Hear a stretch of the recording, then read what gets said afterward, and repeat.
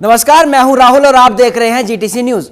हाजिर हूं एक बार फिर प्रदेश की तमाम बड़ी खबरें लेकर। आज हरियाणा में क्या कुछ खास रहा, ऐसी कौन कौन सी बड़ी खबरें रहीं, सबकी जानकारी आपको विस्तार से दी जाएगी। लेकिन सबसे पहले शुरुआत करेंगे आज की हरियाणा की 10 बड़ी खबरों से। केंद्रीय स्वास्थ्य मंत्री जेपी नड्डा पहुंचे संत कबीर कुटीर, सीएम सैनी से हुई शिष्टाचार मुलाकात। मुख्यमंत्री ने संत कबीर कुटीर पर मंत्रिमंडल के कई साथियों सहित केंद्रीय मंत्री का किया स्वागत। मुख्यमंत्री नायब सिंह सैनी ने संत कबीर कुटीर स्थित अपने आवास पर पंजाब के प्रमुख उद्योगपतियों से की मुलाकात।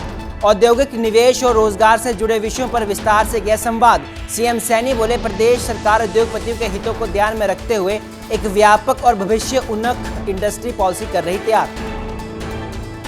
नगर निगम चुनाव को लेकर पार्षद उम्मीदवारों के चुनाव प्रचार के लिए मुख्यमंत्री पहुंचे पंचकुला। सीएम सैनी ने पंचकुला के एमडीसी में पार्षद उम्मीदवार और मेयर प्रत्याशी के लिए किया चुनाव प्रचार। भाजपा मेयर उम्मीदवार श्यामलाल बंसल और पार्षद उम्मीदवार परमजीत कौर के लिए की वोट की अपील।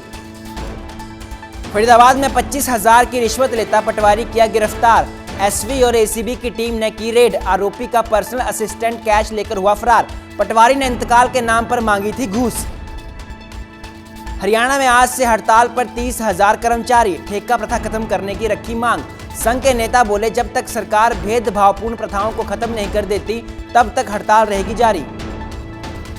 पंचकुला में पुलिस और शूटरों के बीच मुठभेड़। 2 आरोपियों के पैर पर लगी गोली। कैथल से हथियारों की सप्लाई लेने आए थे बदमाश। क्रॉस फायरिंग में दोनों को लगी गोली। गर्मी में 16,500 मेगावाट तक पहुंचेगी बिजली की डिमांड। 3 महीने तक ज्यादा रहेगा दबाव। आपात खरीद योजना लागू। 687 मेगावाट अतिरिक्त खरीद की मंजूरी। बिजली संकट से निपटने के लिए आपात खरीद योजना भी की गई लागू। पश्चिमी विक्षोभ से हरियाणा में बदला मौसम। कुरुक्षेत्र, करनाल और में बारिश के साथ हुई ओलावृष्टि। कई जिलों में तेज हवाएं। बारिश का अलर्ट जारी। किसानों और नागरिकों को सतर्क रहने की दी गई सलाह। गुरुग्राम में ताबड़तोड़ चली गोलियां। पैरोल पर आए 55 वर्षीय फौजी का किया गया मर्डर। सीसीटीवी कैमरे में कैद हुई सारी वारदात। आरोपियों की तलाश जारी। और फरीदाबाद में बंदरों का आतंक। महिला पर किया गया हमला। स्मार्ट सिटी में सुरक्षा पर उठे सवाल। लोगों ने प्रशासन से की सख्त कार्रवाई की मांग। और अब खबरें विस्तार से। बुलेटिन की शुरुआत करेंगे हरियाणा में बदलते मौसम की। हरियाणा में पश्चिमी विक्षोभ के कारण मौसम ने एक बार फिर करवट बदली है। करनाल और कुरुक्षेत्र में तेज बारिश के साथ ओले पड़े। सोनीपत, पानीपत, कैथल और पंचकुला में दोपहर बाद हुई जमकर बारिश में मौसम विभाग ने अंबाला, यमुनानगर में भी बारिश और आंधी, इसके अलावा ओलावृष्टि का भी अलर्ट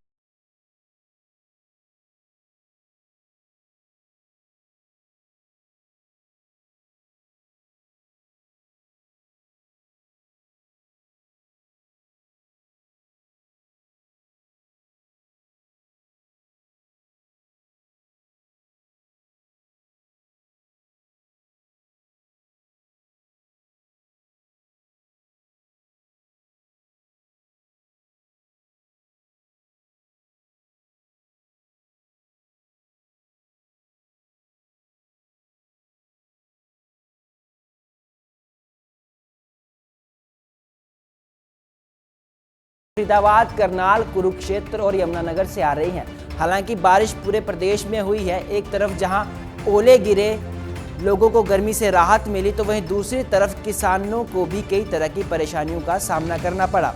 मंडियों में किसानों की फसल थी जो बारिश के कारण भीग गई।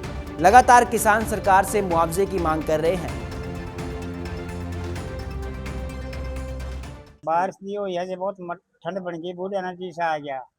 और ओले की तो सब्जी के लिए तो बहुत गलत बात है। अच्छा। और वैसे नहीं भाई, बजरा का भी काम चल पड़ेगा, धरती पैर देंगे, ठीक कर दिया काम अपना। और नहीं गर्मी में तो बूढ़े तो मर गए, उन्हें फंका के भी काफी लग गई। अच्छा कि और के देखो जी, तो ठंड होगी, शांति मिल जाएगी। ठीक है नी। हाँ, बस ये तो ठंड सी हो जाएगी, ठीक रहेगा मौसम। राहत से मिल गई। हाँ, राहत मिल गई, ठंड मिल गई। जब ये गर्मी पड़ रही थी ना, तो अस्पतालों में बच्चों का इतना धक्का लग रहा था, डायरिया का, आंखों की जलन का और डायरिया का, दस्तों का, कि उससे कुछ राहत मिलेगी अब बारिश होने से। ये ओलावृष्टि हुई है, ये बहुत फायदेमंद हुई है, क्योंकि फसलें सारी उठ गई हैं, ज्वार बाजरा बोया जाएगा। बहुत प्रसन्न। राहत मिलेगी बुजुर्गों को भी? बिल्कुल राहत मिलेगी, बिल्कुल राहत मिलेगी। सांस लेना ही मुश्किल हो रहा था। हाँ बिल्कुल बिल्कुल। टेम्परेचर कितना चला गया था? 45-46 था। अच्छा। हाँ जी हाँ। अब उससे कुछ बहुत ज्यादा राहत मिलेगी और अस्पताल में भी थोड़ी सी भीड़ कम हो जाएगी। विधानसभा से जुड़े मुद्दों पर सियासत एक बार फिर गर्माती दिख रही है। एक तरफ विधायकों के लिए अहम वर्कशॉप आयोजित की गई तो वहीं दूसरी तरफ नेता प्रतिपक्ष भूपेंद्र सिंह हुड्डा को नोटिस देने को लेकर अब एक नया विवाद खड़ा हो गया है। डिप्टी स्पीकर कृष्ण लाल मिड्ढा ने इस पर पूरे मामले में जानकारी देते हुए कहा कि चंडीगढ़ में विधायकों के लिए एक महत्वपूर्ण वर्कशॉप का आयोजन किया गया, जिसका मकसद था जनप्रतिनिधियों को संसदीय प्रक्रियाओं और कामकाज की बेहतर जानकारी देना।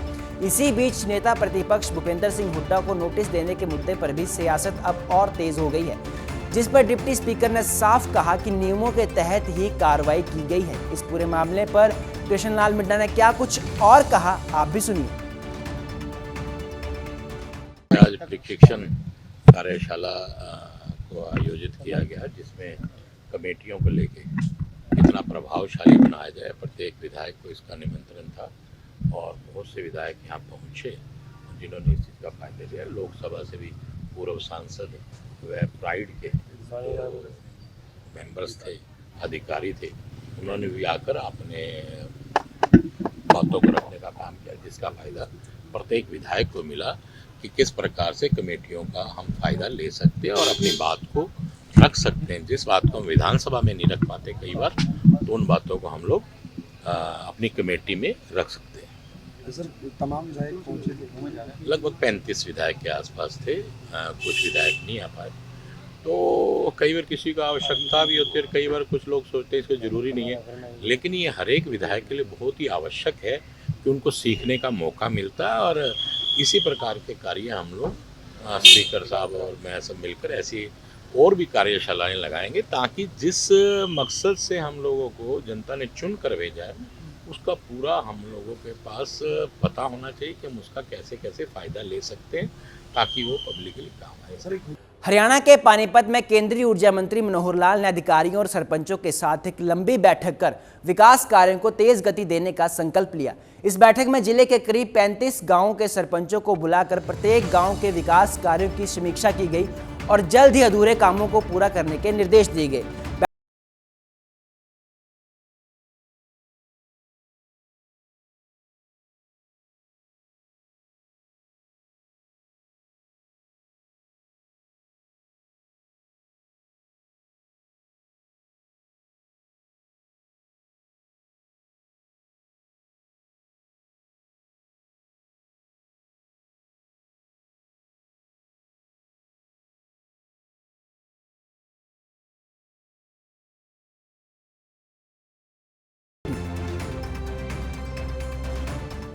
देखिए, हमने इस लोकसभा क्षेत्र में हर गांव में विकास के काम पूरे हों, कुछ कामों का चयन किया हुआ है ताकि वो जिले के हर गांव में 198 पंचायतें हैं। आज 35 गांव के सरपंच बुलाए हुए थे और उन सब गांवों में एक एक गांव की चर्चा हमने की। कौन सा गांव हो गया, काम हो गया, कौन सा अधूरा है। अधूरे कामों की जानकारी सब अधिकारियों को दे दी है और अधिकारियों ने अपने अपने हिसाब से समय लिया है। किसी ने 10 दिन का, किसी ने 20 दिन का, किसी ने 2 महीने का। जितना बड़ा काम होता है उसमें समय थोड़ा ज़्यादा लगता है, लेकिन आने वाले 1 साल के अंदर जितने काम हमने तय किए हैं, चाहे उसके अंदर लाइब्रेरी है, चाहे उसमें फिरनी है, स्ट्रीट की लाइटिंग है, शिवधाम की योजना है, अथवा स्कूलों की चारदुआरी रास्ते, कमरे, टॉयलेट्स, ये सब काम हैं। सीवरेज का कुछ गाँव के अंदर काम है। तो ऐसे सारे कामों की चर्चा आज हमने की है और हमने टारगेट रखा है हमारे मेंबर पार्लियामेंट संजय भाटिया जी ने और हमने तय किया कि इन दोनों जिलों के अंदर ये सारे काम समय से पूरे हों। देखिए, पहली बात तो है कि अभी जो फर्जी वोटें काटी गई हैं, उन फर्जी वोटिंग के कटने के बाद भी जो असली जो एक्चुअल वोटर था उसको दर्ज किया गया और वो एक्चुअल वोटर हमेशा वोट करने के लिए आता ही है। फर्जी वोट में कुछ आते हैं, कुछ नहीं भी आते हैं। तो वोटर लिस्ट की शुद्धि का काम जो चल रहा है, वो सराहनीय काम जो भारत सरकार यानी जो चुनाव आयोग ने कराया है, मैं समझता हूँ उसका एक बहुत बड़ा असर है। दूसरा, एक जनता में एक वातावरण बना था कि इस बार उन्होंने यानी जो वर्तमान में मुख्यमंत्री वहाँ की ममता बनर्जी, उसको हटाना है और एक एंटी इनकमेंसी फैक्टर जो जुड़ा हुआ है और मोदी जी के नेतृत्व में सरकार जो है वहाँ पर भारतीय जनता पार्टी की बने, ये मन जो है बहुत समय पहले बना लिया था। अंडर करंट बहुत ज़बरदस्त था। उस अंडर करंट का जो प्रदर्शन होता है वो आखिरी चुनाव के दिन ही होता है। तो चुनाव के दिन जो जिस प्रकार का वोटर बाहर निकल करके आया है और खुल के वोट डाला है, उसमें से जो जितने भी एग्जिट पोल्स बता रहे हैं वो स्पष्ट रूप से भारतीय जनता पार्टी की सरकार के बारे में बता रहे हैं। और मैं समझता हूँ कि भारतीय जनता पार्टी की सरकार ही बनने वाली है। और इसमें से एक प्रदेश जो है उस चंगुल में से निकला है बाहर, ममता बनर्जी के चंगुल में से, और वहाँ आप लोगों को लोकतांत्रिक तरीके से और काम की और हर प्रकार के स्वतंत्र काम करने की जो सुविधा मिलेगी उसमें से जनता को लाभ होगा। कुरुक्षेत्र जिले के पिहोवा का युवक वीडियो में सुसाइड करने की बात कहकर लापता हो गया। शाम को उसकी बाइक ज्योतिसर गांव के पास भाखड़ा नहर से बरामद हुई। परिवार ने ट्रांसपोर्ट पर धोखे से मकान नाम करवाने और चावल एजेंट समेत कई लोगों पर पैसे के लेन देन का दबाव डालने के आरोप लगाए। संजीव कुमार ने बताया कि उसका छोटा भाई कुलदीप सिंह शादीशुदा है। कुलदीप ट्रांसपोर्ट के काम से जुड़ा हुआ है और उसने अपने ट्रांसपोर्ट पर अपनी ही गाड़ियां लगा रखी हैं। कुलदीप ने 4 वीडियो रिकॉर्ड की और उनके पास भेजी। उसके बाद कुलदीप बाइक लेकर वहां से चला गया, लेकिन वापस नहीं लौटा। फिलहाल कुलदीप की तलाश की जा रही है। परिजन भी नहर किनारे बैठ उसका इंतजार करते दिख रहे हैं। एक चीके वाला आ गया जिन्हें मैं तो किराया नहीं दिया, 14 का 8-9 लाख रुपये दिया। वही मैंने साफ से 8-9 लाख दे रखे हैं। वो किराया तो देगा जवाब जब मेरी पहुंचा पूरी नहीं है। किराया मेरा मैं तना किराया नहीं देता। साफ सिंह मैं तो किराए पीछे रोज गवा दीपू किराया लिया कर दे वो मैंने किराया पीछे कर दिया। भाई मैंने किराया अपनी जेब से मेरे पास कुछ नहीं है, मेरे पल्ला कुछ भी, मैं सारा कुछ अपना खो बैठे हूँ। मैंने साफ सिंह के पैसे दे रखे हैं। जो सा मैं दूध का टैंकर है 8.5 लाख मैंने उसमें जमा करा रखा। और एक टेंटर मैं देहरादून तले 4.5 लाख मैंने वहाँ जमा कराया। कुछ मैंने हैप्पी खाते जमा कराया, मैं गड्डियों के पैसे जमा करा रखे हैं। और मेरा साहब सिंह के पास 64-31 गड्डी हैगी है, उस मेरे 5 लाख रुपये मेरा रह रहा, बाकी सारा साहब सिंह का है जी। और देख का कर लियो जितना भी मैं अपने जीवन की समाप्त करने लग रहा हूँ, बस ये मेरा लास्ट है। चौल आने का जोन सा प्रवीण शर्मा आ गया, प्रवीण है दिल्ली। इस टाइम रात में दम कहता ना मरवा दूँगा राजेश सिंह में दम कहता मरवा दूँगा, भी मैं मरने लग रहा हूँ बस। हरियाणा के पंचकुला में पुलिस और बदमाशों के बीच फायरिंग हुई। क्रॉस फायरिंग में 2 बदमाशों को गोलियां लगी, जिन्हें उपचार के लिए सेक्टर 6 के सरकारी अस्पताल में ले जाया गया। अब तक मिली जानकारी के अनुसार सेक्टर 23 स्थित निफ्ट संस्थान के पास पंचकुला पुलिस की ANC टीम के साथ एनकाउंटर हुआ। बदमाश पंचकुला में हथियार की सप्लाई लेने के लिए आए थे। यहाँ पर पुलिस से घिरा देखकर बदमाशों ने तुरंत फायरिंग शुरू कर दी, जिसके बाद पुलिस ने भी फायरिंग का जवाब फायरिंग से दिया। फायरिंग में बदमाश राहुल और मुकेश को गोलियां लगी। दोनों तरफ से 6 राउंड फायर किए गए। जब आरोपियों की पहचान की गई तो उनका पुराना रिकॉर्ड भी सामने आया। दोनों के खिलाफ कैथल में आर्म्स एक्ट के मुकदमे दर्ज हैं, जिसके चलते पुलिस द्वारा कार्रवाई लगातार की जा रही है। देखिए, हमें आज दोपहर में हमारे मुखबिर खास से सूचना प्राप्त हुई थी हमारे ANC स्टाफ को कि 2 जो सस्पेक्ट्स हैं अवैध असले के साथ, वो विदाउट नंबर प्लेट की जो स्प्लेंडर है उसमें वो पंचकुला में घूम रहे हैं। तो अगर नाकाबंदी करके इनको पकड़ा जाए तो एक बड़ी वारदात अंजाम होने एक वो जो है प्रिवेंट हो सकती है। तो जैसे ही हमें सूचना मिली हमारे ANC स्टाफ को, तो उसके बाद तुरंत नाकाबंदी की गई। और हमारी जो ANC की टीम्स हैं वो जब सेक्टर 23 में पेट्रोलिंग कर रही थी तो जो 2 सस्पेक्ट्स हैं हमें बाइक पे विदाउट नंबर प्लेट दिखे, और उनको दबोचने के लिए फिर जो है हमारी टीम्स ने इनको धरपकड़ करने के लिए वहाँ पे इनके साथ मुठभेड़ की है। ये निफ्ट कॉलेज है, निफ्ट कॉलेज सेक्टर 23 में, वहाँ उसके बगल में एक डंपिंग ग्राउंड है, वहाँ पे ये मुठभेड़ हुई है हमारी ANC टीम्स और इन 2 जो हमारे सस्पेक्ट्स हैं इनके बीच में। मुठभेड़ में फिर कुल 6 राउंड फायर हुए हैं, 3 हमारी पुलिस टीम की तरफ से और 3 जो है उन्होंने फायर किए हम पे पुलिस पे। दोनों जो सस्पेक्ट्स हैं जो हमारे उनको फायर आर्म इंजरीज हुई है, जिसके बाद फिर उनको जिला अस्पताल जो सेक्टर 6 में है वहाँ पे मेडिकल ट्रीटमेंट के लिए एडमिट करवाया गया है। जो प्रिलिमिनरी अभी इंक्वायरी पूछताछ से पता चला है कि ये दोनों जो हैं, एक का नाम मुकेश है और दूसरे का नाम सोनू है। दोनों ये रहने वाले जिला कैथल के हैं। ये जो है मोनू गुज्जर गैंगस्टर्स के टच में थे। उसके कहने पे इन्होंने जो है नीलकंठ दापा है करनाल में, वहाँ पे इन्होंने फायरिंग करनी थी। और जो वेपन्स इन्होंने प्रिक्योर किए हैं वो यहाँ पे पंचकुला से प्रिक्योर किए हैं। गांव चौंकी पड़ता है, वहाँ उस एरिया के आसपास से इन्होंने वेपन्स जो है उठाए हैं और उठाने के बाद इनका जो टारगेट था वो नीलकंठ दापा पे फायरिंग करना था। बीती 26 अप्रैल को गांव फतेहपुर बिलचौल में 4 बदमाशों ने एक युवक पर हथौड़ों लाठी डंडों से हमला किया था, जिसमें वह गंभीर रूप से घायल हो गया था। और इस हमले का वीडियो भी खूब वायरल हुआ था, जिसमें युवक को नीचे गिराकर हथौड़ों से लगातार मारा जा रहा था।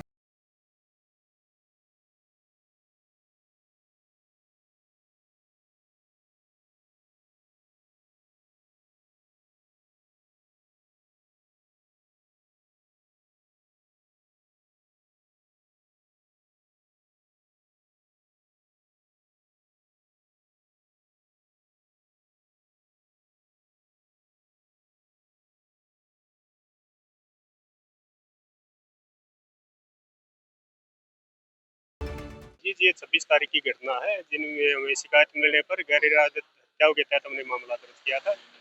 इनमें 2 लड़के हैं, अभिषेक और गौरव, जिनको हमने अरेस्ट कर लिया है। 2 अभी बकाए, इनको भी जल्दी अरेस्ट करेंगे। आज 30 तारीख है, मात्र 4 दिनों में ही आरोपी गिरफ्तार कर लिया। हाँ, 2 आरोपियों को गिरफ्तार कर लिया है और 2 आरोपियों पर धरपकड़ जारी है, जिनको जल्दी ही उनको भी गिरफ्तार करके जेल भेजा जाएगा। मंशा क्या थी इनके पीछे? हथौड़ों से जिस तरीके से वार की? हाँ, हथौड़ों में अपने सर्कल के जो छोटे मोटे लड़के हैं उनमें दहशत फैलाने का इनका वो था। इनकी पहले भी इस लड़के के साथ थोड़ी कया सुनी हुई थी, इसलिए दहशत फैलाना चाह रहे थे, तो इनको आज अरेस्ट किया गया। ये मामला 26/4 को 4 लड़कों ने एक लड़के को हथौड़ों से मारा था, जिसकी वीडियो काफी वायरल हुई थी। उसी संबंध में कमिश्नर साहब के आदेश अनुसार तत्परता से कार्य करते हुए हमने इनको पकड़ा है और पकड़ने के बाद इंटरव्यू में पता चला है कि इसमें अपना सन्नी, अब गौरव, अभिषेक और एक लड़का हर्ष, ये चारों शामिल है इसमें। और इन्होंने इस ओपिनियन की पहले किसी इनकी जो लड़की है, जो मनीष मन्नू है, जिसके साथ इन्होंने झगड़ा किया है, उसकी सिस्टर की कोई पीछे इनकी कोई कहासुनी हुई थी। इस वजह से इन्होंने इनको शिकायत कर दी थी हर्ष की, इसके अभिषेक के परिवार वालों को। तो उस बात से रंजित रख रहे थे कि शिकायत क्यों करी थी घर पे, और इसको मारने के लिए काफी दिन से ढूंढे थे। तो रविवार को 26 तारीख को इनको मौका मिला और इन्होंने फिर इसको, कितने लोगों ने हमला किया था? 4 लोग थे इन्होंने, जो चारों ने हमला किया था। गुरुग्राम के कासन गांव में उस समय सनसनी फैल गई जब पैरोल पर बाहर आए 55 वर्षीय सुंदर फौजी की बदमाशों ने अंधाधुंध फायरिंग कर हत्या कर दी। वारदात को अंजाम देने के बाद हमलावर मौके से फरार हो गए। पुलिस ने इसे पुरानी रंजिश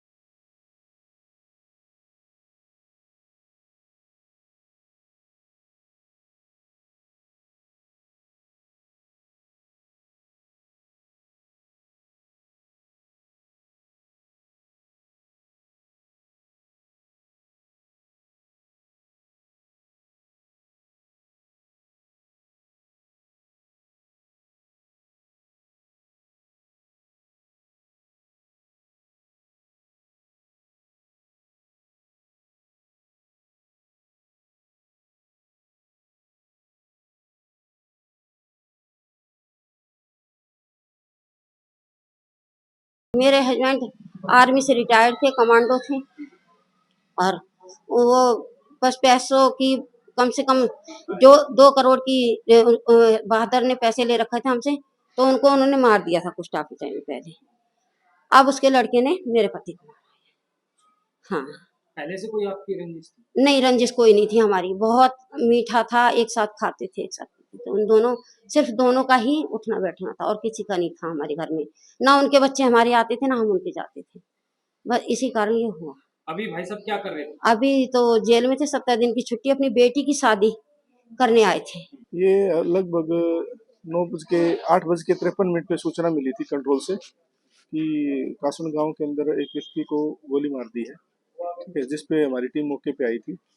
और अभी हमने आसपास के कैमरे देखे हैं, तो हमारी इन्वेस्टिगेशन अभी जारी है। मौके पे अभी जो व्यक्ति था जिसको गोली लगी है, उसका नाम सुंदर फौजी है, 55 साल इसकी उम्र है। और इनकी पहले सुंदर फौजी और बहादुर, जो कि इसी गांव का है, इनकी पहले रंजिश है। और सुंदर फौजी अभी जेल के अंदर था और वो सजा काट रहा था, अभी पैरोल पे आया था 29/3/26 को। जो बहादुर जो है, बहादुर का मर्डर हुआ था, उसके लड़के रोहन ने, अभी जो नाम सामने आया है इनके द्वारा, जो बताया जा रहा है, अभी इनकी स्टेटमेंट होनी बाकी है। वो उसके साथ में जो भी इसका सहयोगी होगा उसके खिलाफ जो है भी FIR करके आगामी कार्रवाई करेंगे। अभी सीन ऑफ क्राइम मौके पे हम अपनी इंक्वायरी कर रहे हैं। भारत और अमेरिका ट्रेड डील के विरोध में चिड़ुन्नी ग्रुप लगातार प्रदर्शन कर रहा है। जगाधरी की अनाज मंडी में एक बार फिर सैकड़ों की संख्या में किसान इकट्ठे हुए। किसानों ने विरोध किया कि सरकार को वह चेतावनी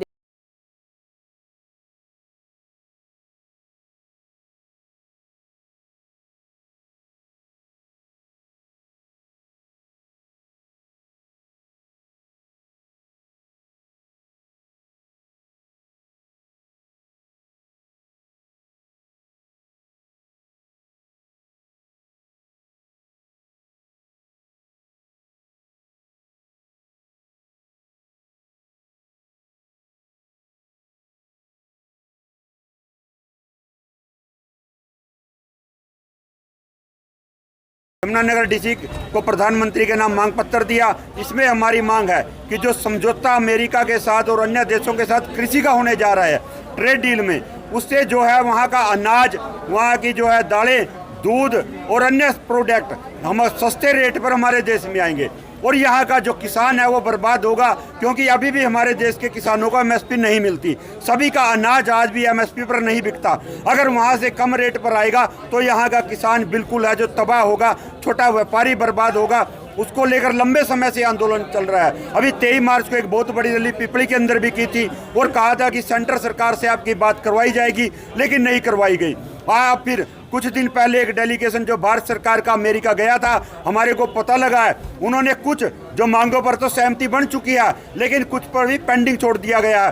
तो हम उसका विरोध करते हैं कि इस डील को रद्द किया जाए, नहीं तो फिर बड़े आंदोलन के लिए सरकार तैयार रहे। आज हमने DC को ज्ञापन दिया है, अगली बार जितने MP हैं, लोकसभा के जो मेंबर हैं, उनको मांग पत्र दिया जाएगा और उसके बाद बड़ा आंदोलन सरकार के खिलाफ किया जाएगा। स्मार्ट सिटी फरीदाबाद में जहां आवारा पशुओं का आतंक लगातार जारी है, तो वहीं पिछले कुछ सालों से बंदरों ने रिहायशी इलाकों में रहने वाले लोगों की आज़ादी भी अब छीन ली है। बंदरों के हमले लगातार बढ़ते जा रहे हैं। बीते कल भी फरीदाबाद के 2 नंबर इलाके के B ब्लॉक में एक महिला जब अकेली अपने घर जा रही थी, तभी एक बंदर ने पीछे से उस पर हमला कर दिया।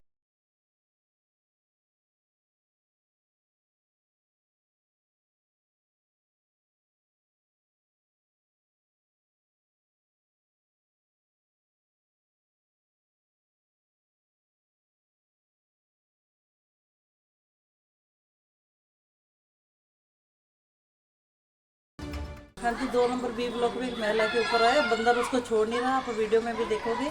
ये तो बंदरों का और एक ये पशु आवारा पशुओं का बहुत ज़्यादा आतंक है। और थोड़ी सी खिड़की, थोड़ा सा कोई गेट खुला रहे, घर के अंदर आ जाते हैं और ऐस तैस कर देते हैं बिल्कुल। और बच्चों को, बड़ों को, किसी को, बड़े तो बुजुर्ग तो भाग भी नहीं सकते। और पार्क में वॉक का टाइम होता है और क्या है, लोग छोड़ के ही चले जाते हैं, क्योंकि ये पूरे के पूरे झुंड आ जाते हैं। और लोग डरते हमारे भी काटेंगे और लोगों को काट भी रहे हैं और लोग इंजेक्शन लगवा रहे हैं। क्या करें? ये तो प्रशासन, वैसे कहने को तो फरीदाबाद एक स्मार्ट सिटी है, पर वो प्रशासन को चाहिए कि इन आवारा पशुओं और ये बंदर जानवर, इनके ऊपर थोड़ा सा लगाम दे। आज के लिए इस बुलेटिन में मेरे साथ फिलहाल इतना ही। आप बने रहिए GTC न्यूज़ के साथ। मुझे दीजिए इजाज़त। नमस्कार।